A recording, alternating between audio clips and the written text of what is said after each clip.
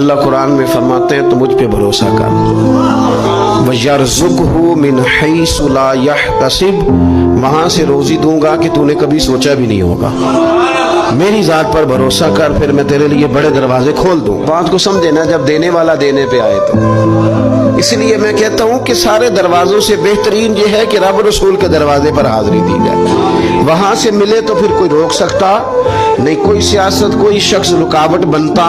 حضرت سیدنا مقداد رضی اللہ تعالیٰ عنہ ایک معروف صحابی ہیں، ان کی زوجہ بھی صحابیہ ہیں، ان کا نام ہے حضرت طباعہ بنت زبیر رضی اللہ تعالیٰ عنہ۔ کہتی گھر میں غربت تھی تو میرے شوہر ایک دن جنت البقیع کی طرف گئے ہوئے تھے تو ایک بل کے پاس وہ بیٹھے تھے، چوہے کی بل نہیں ہوتی، کہتے ہیں وہ ایک بل کے پاس بیٹھے ہوئے تھے تو چوہا اندر گیا بل میں، اور جب واپس آیا تو ایک دینار لے کے آ گیا، پھر اندر گیا، یعنی ان لوگوں کو بلوں سے دینار ملتے تھے، ہمارے سارے پیسے ویسے بلوں میں چلے جاتے، اندر گیا اور ایک دینار لے کے آ گیا، پھر گیا تو پھر ایک دینار لے کے آ گیا۔ کہتے ہیں وہ 70 دفعہ گیا چوہا اندر، وہ چوہا 70 دفعہ اندر گیا اور 70 دفعہ ایک دینار لے کے باہر آیا۔ حضرت مقداد فرماتے ہیں میں نے انتظار کیا لیکن 71ویں دفعہ پھر نہیں آیا۔ علامہ یوسف نبہانی علیہ رحمہ نے اس کو لکھا ہے، فرماتے ہیں میں نے وہ پیسے اسی طرح اٹھائے 70 دینار اور میں نبی کریم کی بارگاہ میں لے گیا،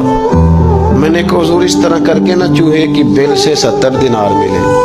تو فرمانے لگے کہ میں نے وہ 70 دینار لا کے حضور کی بارگاہ میں پیش کیے تو نبی کریم نے 2 جملے ارشاد فرمائے، 2 پہلے حضور نے یہ پوچھا، فرمانے لگے کہ چوہا خود لے کے آیا، آپ نے بیل کے اندر ہاتھ تو نہیں ڈالا؟ عرض کی حضور نہیں میں نے نہیں ہاتھ ڈالا، وہ خود ہی لے کے آتا رہا۔